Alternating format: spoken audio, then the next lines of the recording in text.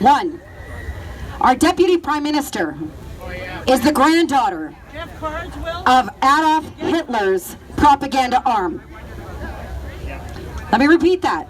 Our Deputy Prime Minister is the granddaughter of the man who owned the entire media company that Hitler himself used to propagate his people. Number two, our Minister of National Defense lied on his resume and lied to foreign media about his service in the Canadian military. He lied. Now, lying about your service in the Canadian military is more of a disrespect, not so much a crime. But when you are the Minister of National Defense, that's called public perjury, and it carries a 10-year sentence. Why does this man still have a job? Yes. Bill Moneybags Morneau. He is the Federal Finance Minister for Canada. He's been in the news recently as his daughter is also a part of the whole WE scandal. Everybody's getting paid by our tax dollars to party. He also invested in the Wuhan lab 13 years in 2013. He also owns Canada Pensions. Think about that. He stands to profit off every senior citizen who dies and does not have a family member to retrieve their pension. He stands to profit. New signs look great. Yeah, you guys like the signs here? We have our ex-Minister of Immigration, Mr. Hussein, should have been setting a precedent for Muslim Canadians. Instead, he used his position to try and offer a lawful excuse for the practice of female genital mutilation to come to Canada. And you can watch Michelle Rempel take him to task in the House of Commons on YouTube and see it with your own eyes. Not to mention he allowed terrorists into our country. This is Canada. We have a duty to protect one another because we're supposed to be leading this world in democracy. The problem is so many people have such a misunderstanding of what that means. This is not a racist country. Not one person in this entire group of people can tell me that they actually know a racist person. Exactly. We have policies. We have policies, absolutely, that need reform. But every single institution of our entire government infrastructure needs absolute reform. Yes, yes, yes. Shame. That house is supposed to serve us. Not mandate stuff to us. Not dictate to us. Not tell our children they can't go to school. Right. This is a war on democracy, and I'll tell you why. Because it's a war on our small businesses. The second you clear out small businesses is the second you erase democracy. It's a war against God. Small businesses are everything. That's what keeps the people in power. That's what gives anybody who doesn't have the opportunity to have. There's not one person in this country as it stands right now that cannot get or become whatever it is they dream with a little bit of work. Not one. But with their imposing restrictions being accepted by so many people, that's changing, and it's changing quickly. And we need to put a stop to it, and we need to do it right now.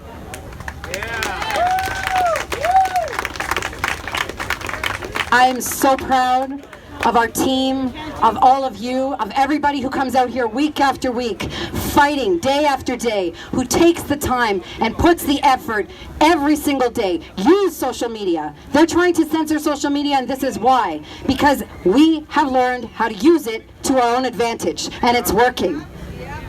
It is working.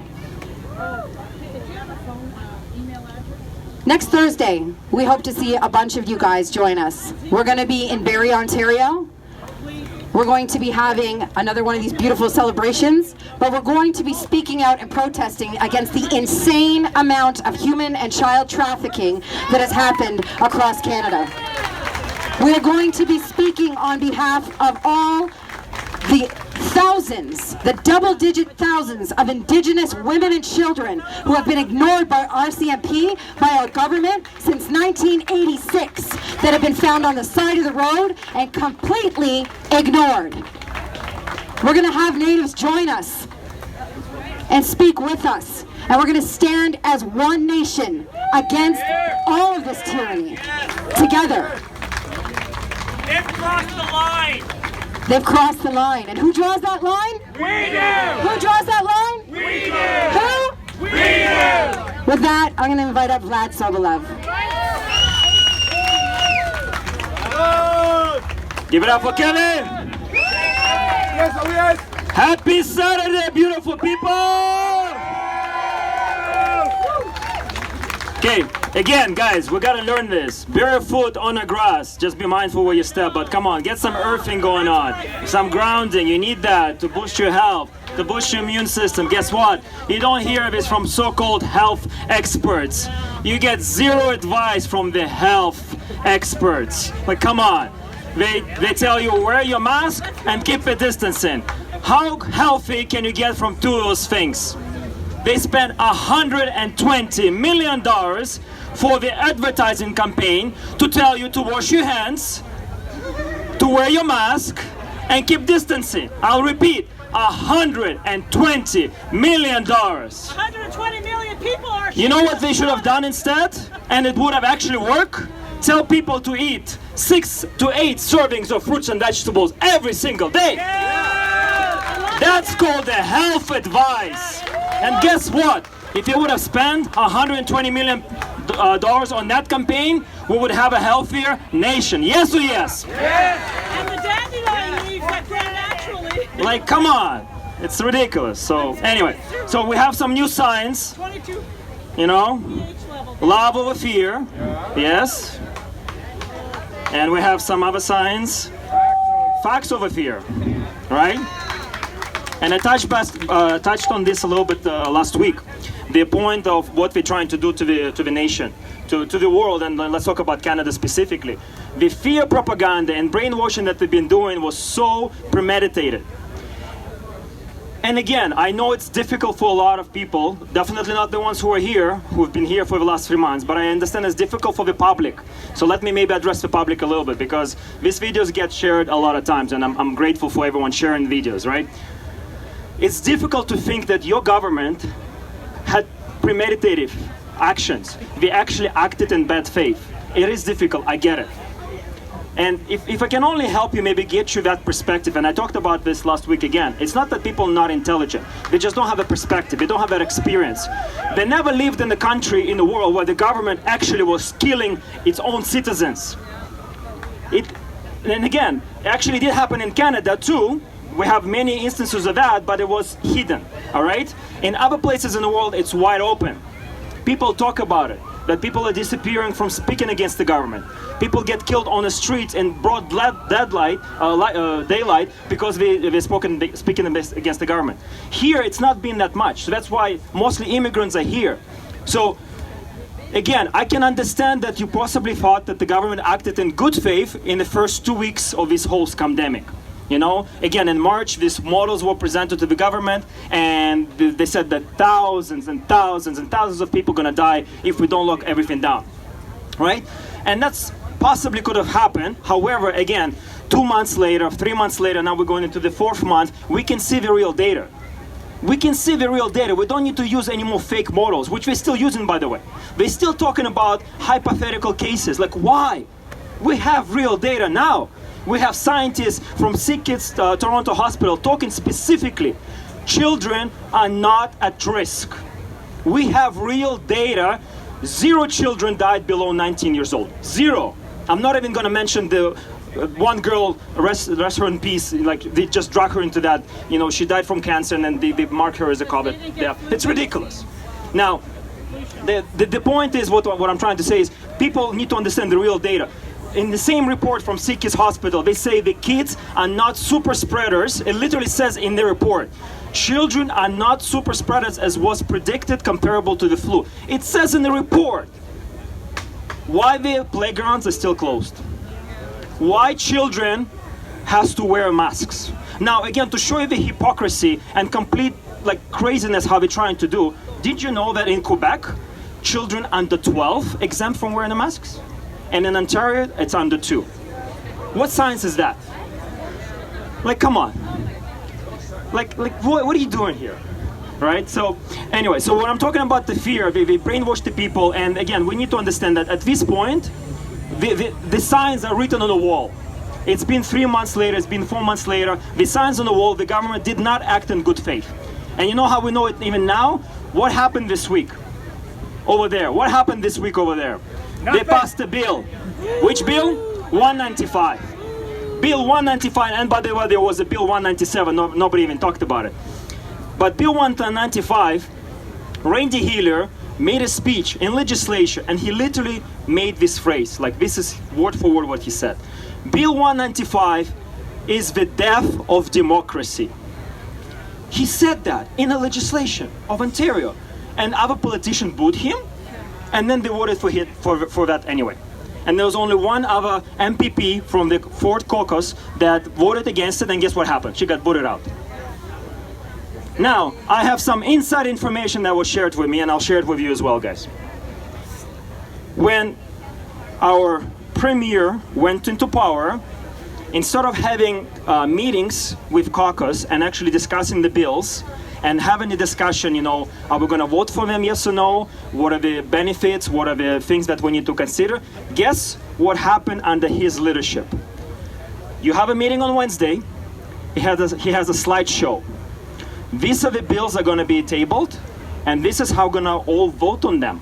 He tells his MPPs, you have to vote on these bills this way. And this, right, next slide, is how you justified voting for those bills to your constituents. He tells them how to vote. The globalists. It's madness what's going on here. So again, you know why they passed that? Same thing Randy Healer said, why are you passing this bill? You have a majority anyway. Why are you trying to pass this bill? You don't need it. You already have a majority in this government. At least have some type of discussion and debate and oversight. They passed it so there would be zero oversight. We don't even have to come together anymore to vote for the extension of the emergency order. They basically gave themselves unlimited power till the next election. So how is that acting in good faith? I said this before.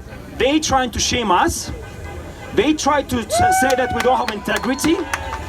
You know how we know they don't have integrity? Is then you vote down to have any type of oversight in this government.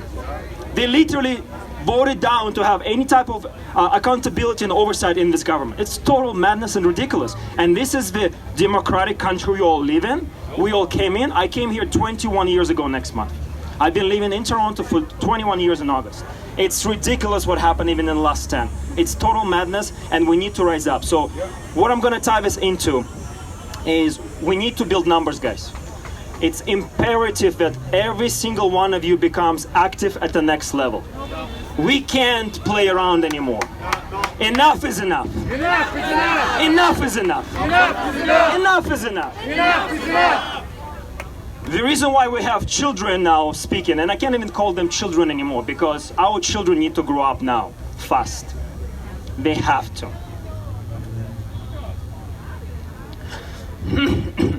So I grew up in Soviet Union. I grew up in Kazakhstan.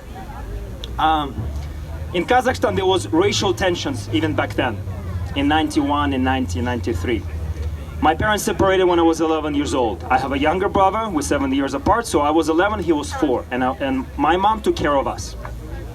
My mom takes me to the bedroom, and she says, this is the closet, and this is the shotgun. And on this shelf, there are bullets. If someone comes into the door in the middle of the night, you need to know where that is.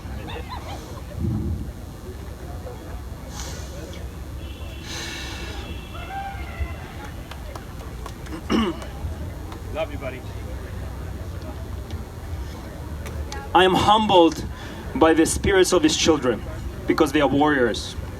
They have to be called warriors because that's what we need in this nation. We need warriors unite and need warriors to rise. This is not a drill, guys. I'm sorry, it's not. I wish it was. I wish I was wrong. I really wish I was wrong. I'm not. Like this. It's written on a wall. Like you can't even try to think it's not anymore. It's there. And again, we're here not even for ourselves. We'll manage our life somehow. But what kind of future we're gonna have for our children in this country? Don't worry, God will help us. And yes, this is spiritual war above all. So yes, we have to stay positive. And we have to have faith, 100%. And we have to have belief, 100%. Without God, nothing is possible. Humanity will prevail. We gotta go back to our church. Humanity will prevail. Humanity will prevail. We must return to our churches without the masks on. There's The no assault on humanity, is multidimensional, and we have to be smart about it. We have to have the same approach. That's why we have the protest, we have the marches, but the other initiative that we heavily pushing and working overtime. What is this? Golaka, yeah, this is great. I'll talk about it in a second. Thank you. The history is there, guys. I said this before. The reason why we try to erase the history, so people want to have a perspective. This book is about Soviet Russia, what happened. That people were sent to gulags for free thinking, for fighting the oppression, for fighting for freedom, for future for the children. I said this before, last week and before even. You cannot renew your Canadian passport right now. You cannot. You try to, they will tell you, I'm sorry, we don't renew your passports. So you cannot leave this country even if you want to. Don't worry about whatever masks, whatever else they ask you to do at the airport. You can't. I have people messaging me. I have tickets booked with my children trying to escape right now. What's happening here? I cannot renew a passport for my child. Yes. You know where else that happened? In Soviet Union. Most people never left Soviet Union because we have two passports. We had one internal passport and we had international passport. And there was not even a process to apply for one. So nobody ever left. It was unheard of for someone leaving Soviet Union. Well now, welcome to Canada. Like the parallels are out there. Thank you, Colin. So what we're doing now, we're building outreach teams and we're building festivals of life. Festival of Life is what we have going on besides the protest, the march, and the speeches. We want to just, for people to come together, for families to come together, for kids to play, to build those relationships, to build those connections, because we know what's going on. The general public out there, unfortunately, been hypnotized. Their critical thinking is not there, so we have to be mindful of that. So now what we're focusing this week, we have 6 locations across Canada. Thank you. And we focus on having at least 20 by the next weekend. And we call it Festivals of Life. So when people invite them, we don't invite them to the protest. We don't even invite them to the rally. We just say this is a gathering of like-minded, awake individuals. Why don't you come and we'll build this connection, we'll build this relationship, we'll build this support network. Because what we see right now happening is not even the security guards or the employees of the stores give people the hard time. It's the other people. So we need to build those support teams that at this day and age, unfortunately, you can't even go to the store alone.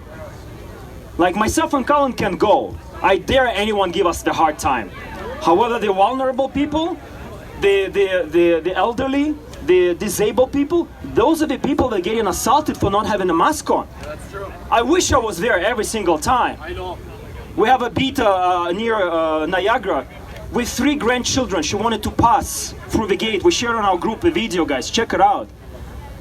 2 pompous guys, man, I wish I was there. Like, seriously, God help me. They're like, no, you cannot pass. He's literally letting everybody pass but her. Because I think they had some type of conversation the day before. Like, this is what's happening. They trying to intimidate the people that cannot stand up for themselves. Yeah. So what we're doing with the outreach teams, even besides the event, we need to unite. We need to build those support teams. It's essential that now, more than ever, we build the numbers. So that's the mindset for the Festival of Life, so we can at least invite people, because people are scared. Not everyone wants to come to the protest, but everyone wants to come to the party.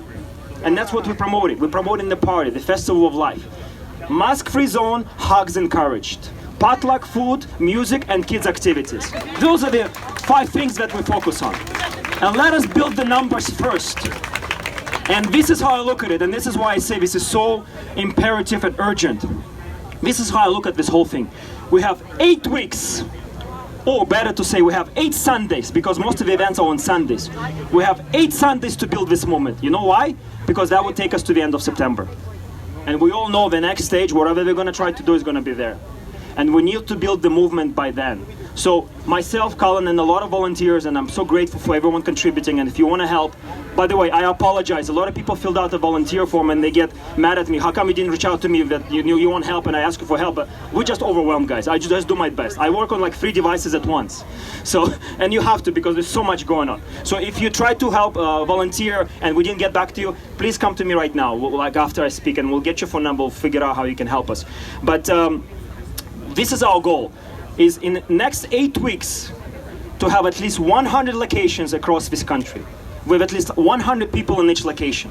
Because guess what? That would give us 10,000 people. And that's the movement. That's the movement that we're gonna have. The last thing I'm gonna say, we are so privileged and fortunate to team up with Dr. Tenpenny. She's one of the best activists out of the States. She's so well versed, so well educated. She's an actual doctor. And she offered us the partnership for the next 8 weeks. So every Friday, from next Friday at 7:30 till 9, we'll have private Zooms with her, okay? We're asking for contributions so you have some skin in the game. So literally right now you can register for that for only 80 Canadian dollars. Okay, that's the promo. The promo is Hugs Member 2020. The link is on the group. If you don't have it, I'll send it to you, okay? And the idea is in those 8 weeks, we'll build the leadership. We'll equip you with skill sets. We'll equip you with vocabulary, with knowledge, whatever you need to be the actual activist in the next 8 weeks that we know what's coming next. Because they're already trying to push the mandatory vaccination. They're already trying to do that. It's the next step. We know, Colin and us talked about, the mask is just a bridge to see who's gonna do it anyway, plus to kind of carry us till then. Like the verbiage, the vocabulary they're using, you know, I wear the mask for you, you wear a mask for me. The next thing is you take a vaccine for me, I take a vaccine for you. And, oh no, enough is enough. We're not gonna go there at all. No. So if you would love to be a part of the leadership training and be an actual activist as well as take an active role within your local communities, please sign up for that 8 weeks course. We're gonna end the promo on Tuesday. So again, reach out to me, I'll give you the link if you're not sure what I'm talking about. And again, the goal is to have at least 100 locations with at least 100 people, because that's what Dr. Tenpenny said yesterday. And we recorded the Zoom we had yesterday for 1 hour. The YouTube channel, we just relaunched it again, it's Hugs of a Mask on YouTube. So the video is there. She said that to build a real movement, you don't even need that many people. You just need 10% of population. That's what it takes to build a real movement. And this is our focus, is not to convince every single person. I say this again. You convince one day, you convince again, and life is too short and unpredictable. What we do is we're looking for awake people or open-minded people to receive the message, and we lock arms, and now you can run with 100. And that's what we're gonna focus on. Yes or yes? Yes! All right, guys, I love you all. Stay healthy, stay blessed, stay positive. Love over fear, facts over fear. Enough is enough. Enough is enough.